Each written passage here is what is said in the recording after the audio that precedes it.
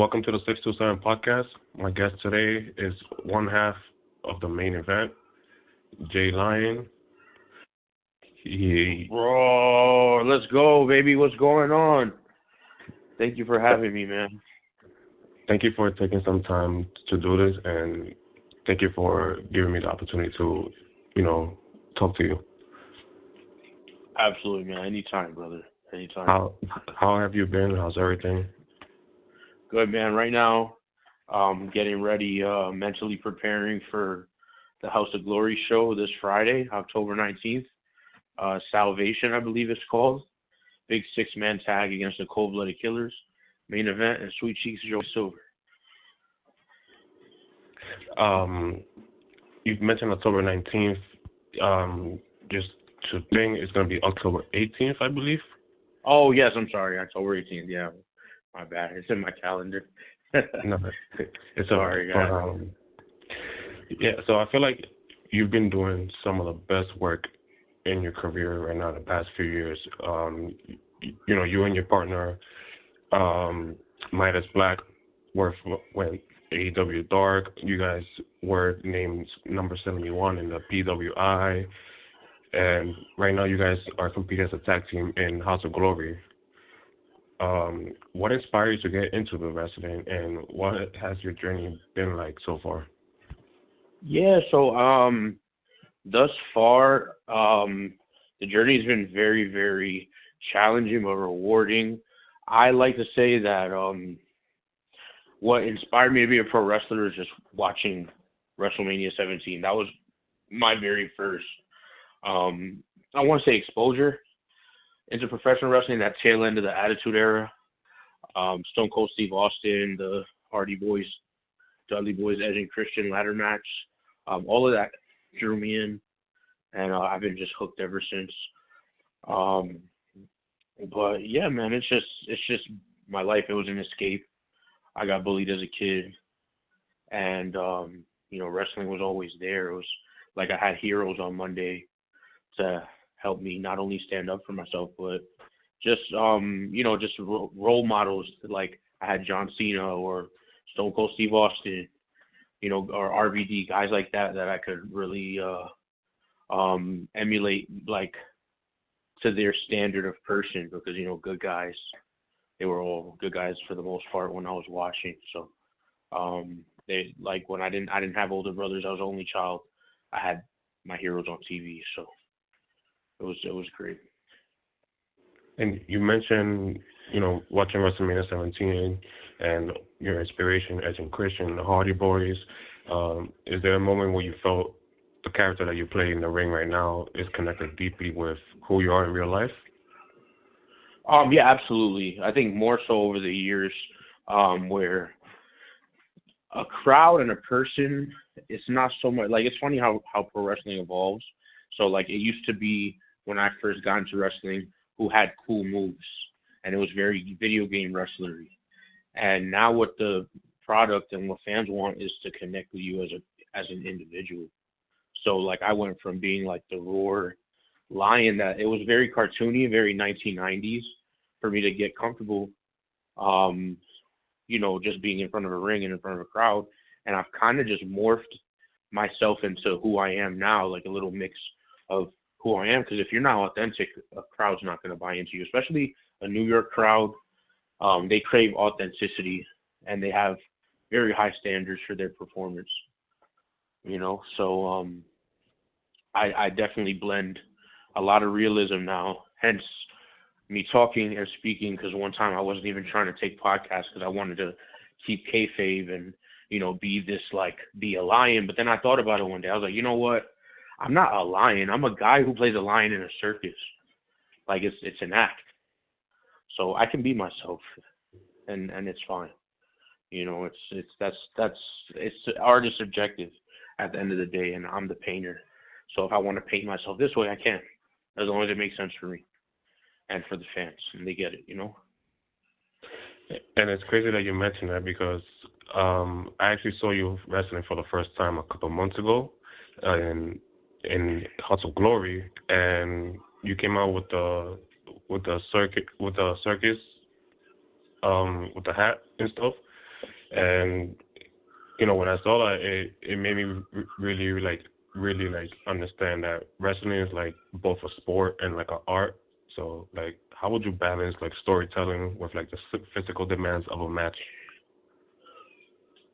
Um, that's hard to answer without giving too much away. For our art, I like to say with storytelling, that's also a very vague thing. Like it's different for everybody. Some people, some people think they know what storytelling is, but I think simply storytelling for me is just having having a why as to why we're in the ring. Like why am I wrestling? And creating moments that's going to captivate an audience. You know what I mean? Um, I feel like my why and my partner's why is delivering the greatest show in professional wrestling. But if we could throw some wrenches in there and throw some loops and make the audience just feel and suspend their disbelief for a little bit, then we did our job.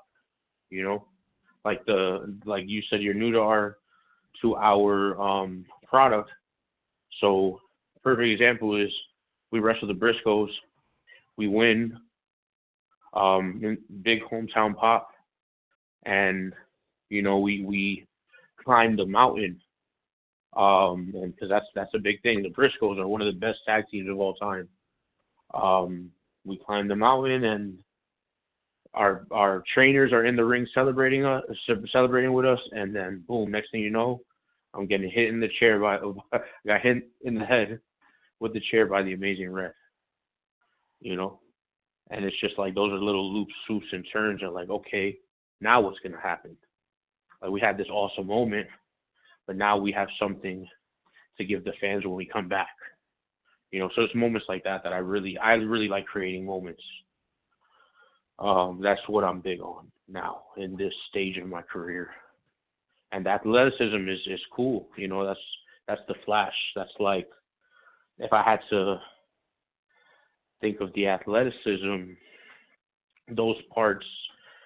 If we're thinking of like a book, um, it's just the cover and the words, But the depth and the substance is in the moments, if that makes sense. You know what's crazy that you mentioned the Briscoes, which they're an amazing tag team. I'm not sure if you're aware, but did you know that you guys were the last team that the Briscoes faced before Jay Yeah, Briscoe before Jay died? passed. Yeah, it's unfortunate. I'm happy that that match was the last one and it was good. Because if it wasn't good and it wasn't to everybody's standard, I don't know if I could be able to continue to wrestle knowing that I had the Briscoes last match and it was a stinker. You know what I mean? But no, that's honestly one of my favorite. I like the first touch with them a little more. Like if you ask my partner, he'll say that match is his favorite. But honestly, my favorite match is the first time we wrestled them. Um, in just my opinion, they're completely different matches for different reasons, and that's what's so special about it. Is four guys, telling like a consistent story. But there's a growth. There was growth in the first one, and the last one was very special. So it's sad. I miss Jay a lot. I miss Mark a lot because we don't really get to see him since he's all elite. But man, those two guys are a wealth of knowledge, and they literally don't have to give what they didn't have to give what they gave us or anybody for that instance. But they just love pro wrestling so much and respect the art of professional wrestling so much. Man, I can't even explain how much those two mean to me. It's crazy. I never would have thought my first independent wrestling show I watched Ring of Honor live in 2015, and the main event was Jay Briscoe versus Jay Lethal, and I got to wrestle Jay Briscoe three times, like less than 10 years later, and the second match we had with them that we shared it with Private Party was in the same venue I watched him main event. It's just life is just crazy that way. Um, Very blessed, very thankful for that. I really appreciate you sharing that with me. Um,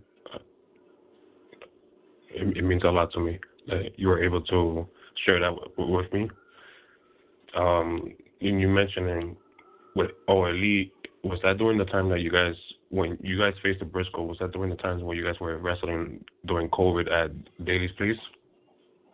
No, no, no, no, no. That was I want to say a year and a half after. Because we did Daly's Place when everything was closed. Um, but the Briscoe match was like the end of 2022. So it's just that last Briscoe match was about close to 2 years ago. And that's back then when your mask used to have like a piece of meat attached to like the mouth. So funny, it wasn't attached. I would bite it. I would bite a rubber steak. Ah, And yeah, I would bite it. So that's really what that was. Me biting it, trying to be different, trying to stand out. I'm always looking for ways to evolve my character, like whether it's the steak, and then it went into the chopped cheese, bodega beast kind of deal. And yeah, I'm just always trying to evolve. You have to. so how did this like whole like gimmick come apart? Because you guys are sort of like a circus act, if I'm correct. Yeah. So you're talking about like the circus gimmick or the chopped cheese, like The circus gimmick. champion. How did all that come apart? Like, So pretty much it came about. Just to be quick about it, is Midas was in a spot like when we were first beginning where he was trying to tag with somebody. That guy left. He's a really good friend of ours. For personal reasons, he had to just stop doing professional wrestling. Um, and yeah, so he was left without a partner. Red would do these little school shows as practice. One time he even ribbed us and said the Motor City Machine Guns were coming to a training practice show, which is hilarious. And then again, it's ironic we get to wrestle them like years later. But it's so that happened, and I had the lion stuff, but I wasn't in a lucha mask. I was just a guy with a tail because I didn't know who I was, and I didn't know. I just wanted to do something that made me stand out.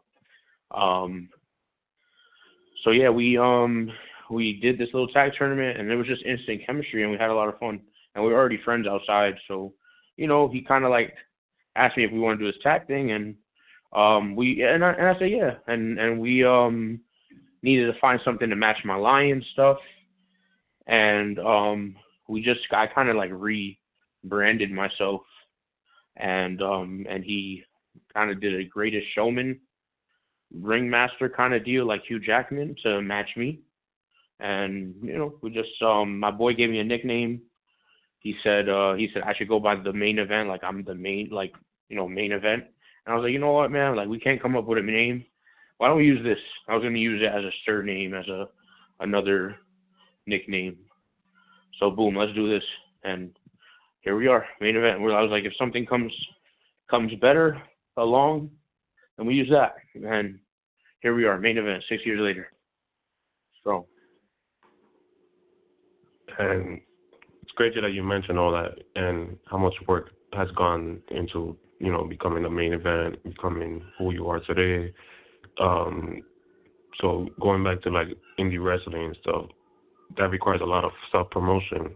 And how would you market yourself, and how do you stand out like in such a crowded field? the crowded field in terms of what though? Like Like the indies.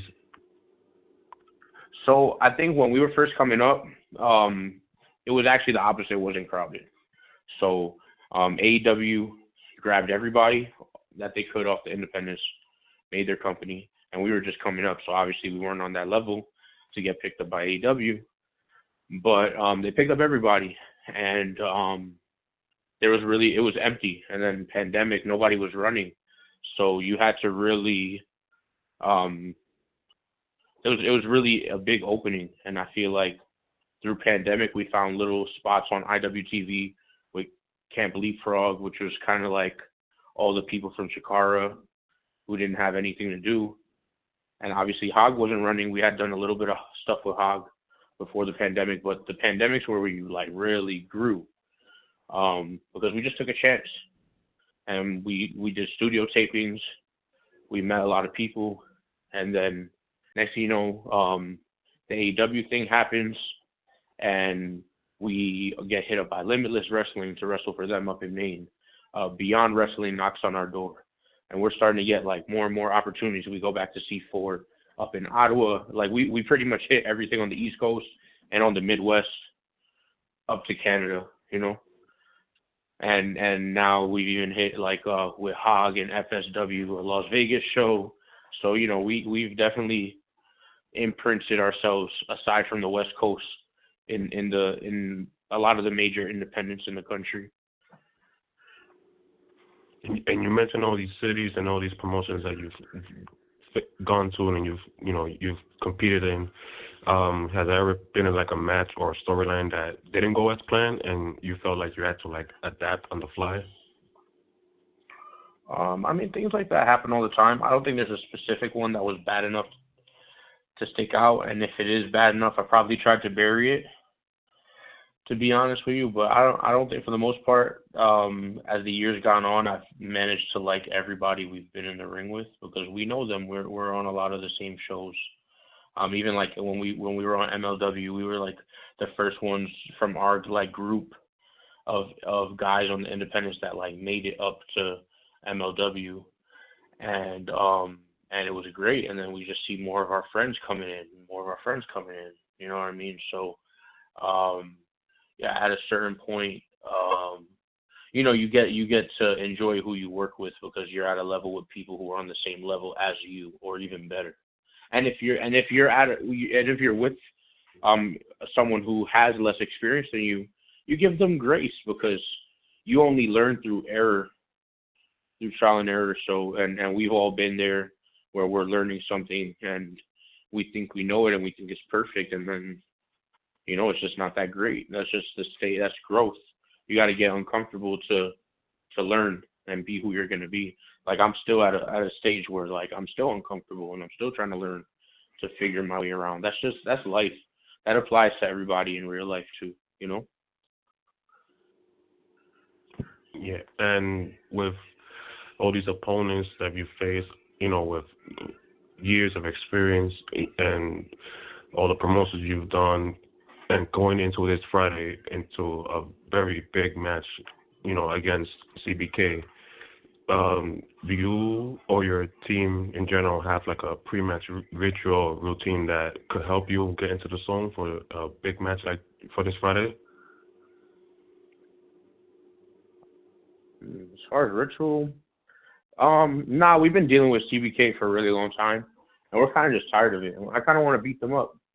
Kind of want to beat that ass, because they talk a lot of shit, and realistically, they've been kind of a cancer to House of Glory over the past year, and it's getting old, you know. So it's gonna be nothing more than just an ass beating, and honestly, we're gonna have fun doing it. That's the best thing. It's like we're just gonna have fun. So aside the normal training and workouts and pre-match regiments, yeah, no, I'm just going in with the mentality that we're gonna kick their ass. That's it. As simple as that.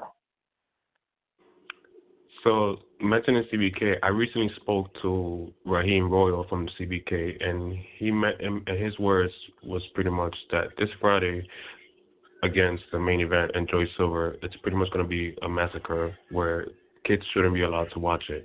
What do you have to say to that? It's funny. It definitely humors me. I mean, don't get me wrong. They're talented guys.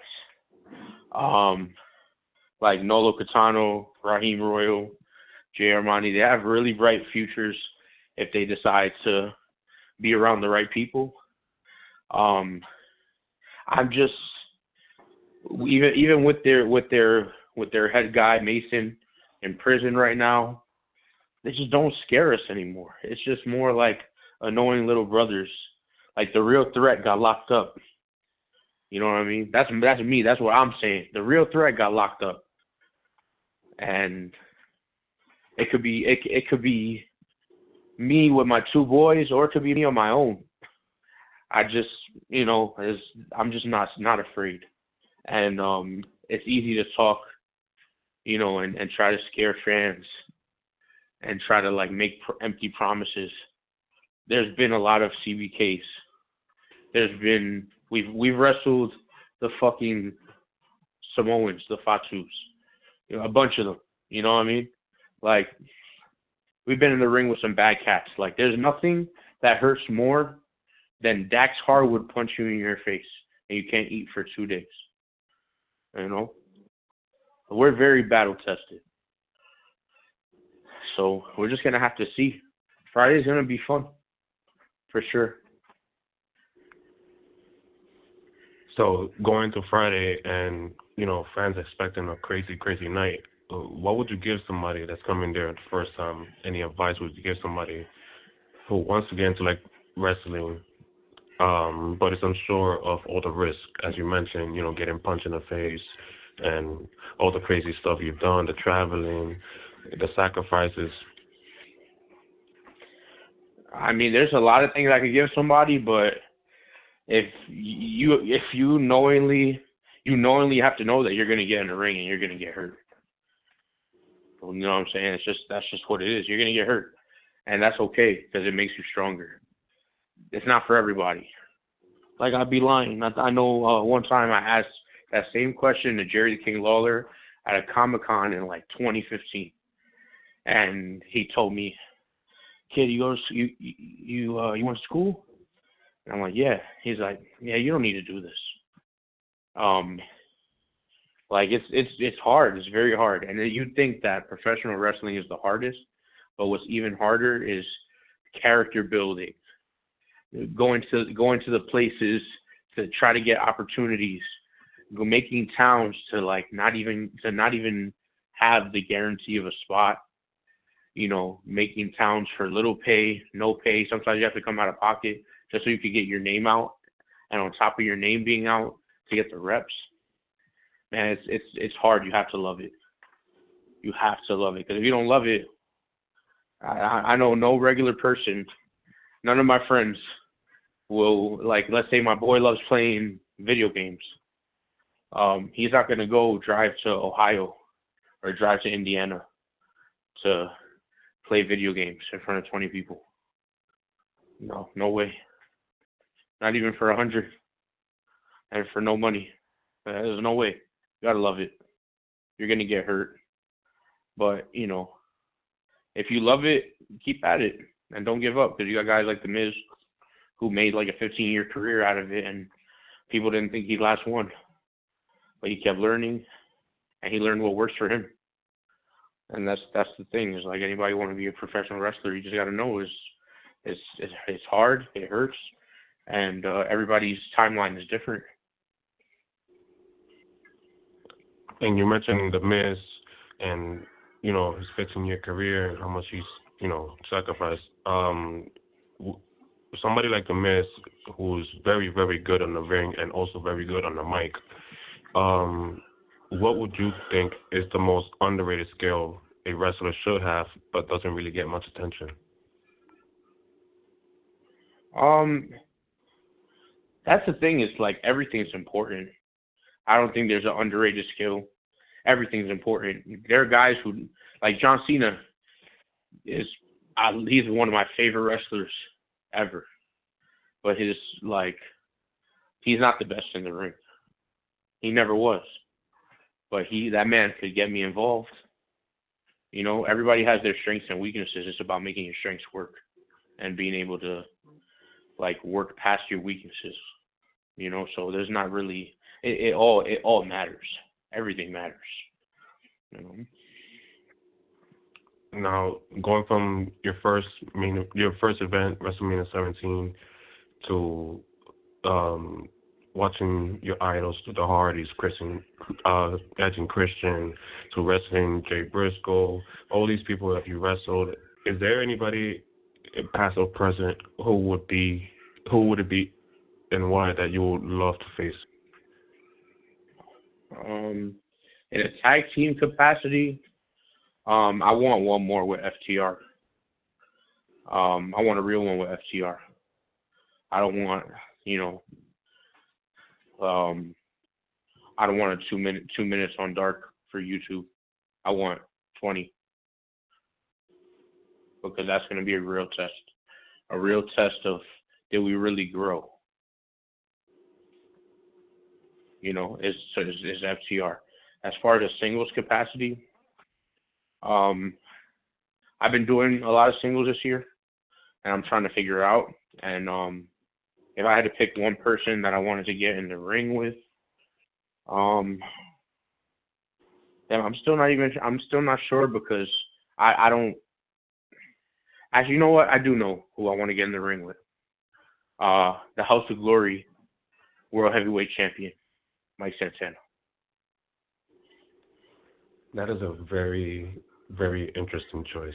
I did not expect you to say that. Yeah, no. So, And I have my whys. So not a lot of people know this, but me and my partner actually emulated um, Santana and Ortiz in our own way. If you look at Santana Ortiz, LAX, EYFBO, whatever you want to call them, we moved how they moved, so that to try to get somewhat close to where they were at in their career. You know, obviously things happen differently. Like, you know, life happens for different people. It happened. Actually, no, they took them about 10 years to get where they were. But those were guys that we looked up to, that we saw killing it, and we're like, yo, when it's our time, we want to be like them. And Mike Santana, he's a New Yorker, lives in the Bronx, Puerto Rican, just like me. And we always wanted that match with them, but it would mean so much more if I could wrestle him for the House of Glory heavyweight title. it's really interesting that you mentioned that. And, you know, I'm sure you've had some really, really great matches. And I didn't even know, you know, your history with Santana. So that's something new that I learned. And I'm glad I learned it.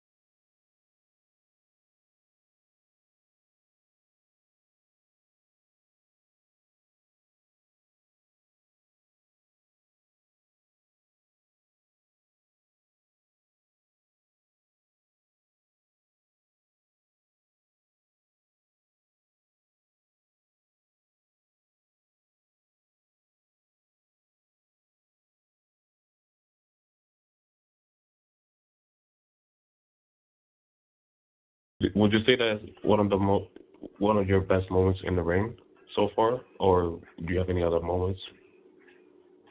Is what is no? I've never wrestled Mike Santana. I'm saying I would like to. But as far as one of my favorite moments in the ring, it's honestly too much to count. I could say, like, I'll say it till I'm blue in the face. It's the first Briscoe match is my favorite. But there's a lot of moments like that I've been blessed to be a part of. We actually were bad guys up in New England at one point, and we did a War Games match.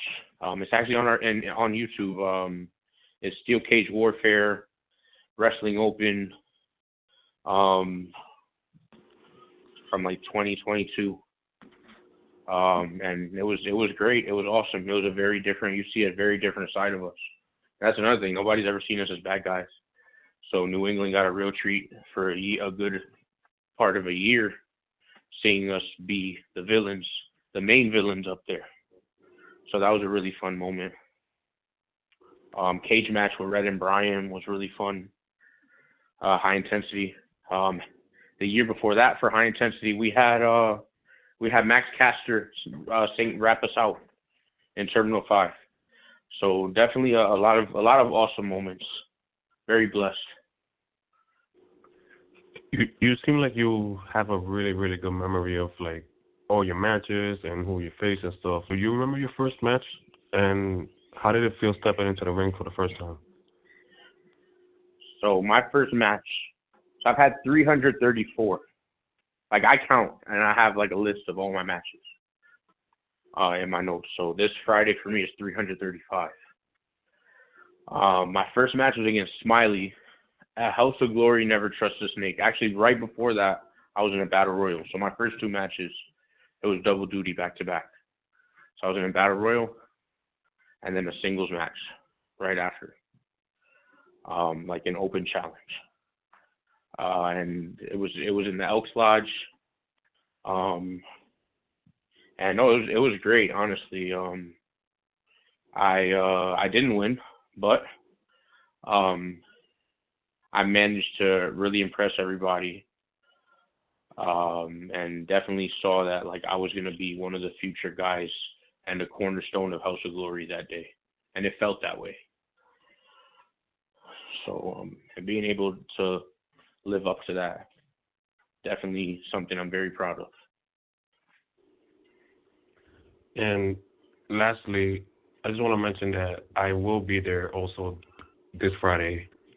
I'm going to go see you guys. It's always an honor to see you wrestle, and I just want to let you know that I really, honestly, truly enjoy watching you wrestling, and I think you do an amazing job, and I'm looking forward to what you do in the future, and looking forward to who else you face, and following your career into the future years. I also want to remind everybody that the main event and Joy Silver will be facing the Cold Blooded Killers this Friday, October 18th. October 18th, yes, sir. At the House of Glory Salvation event. You can also find it on Thriller TV Plus. So, thank you so much for your time, and I appreciate you doing this interview with me. Yeah, no doubt, man. Thank you for having me again.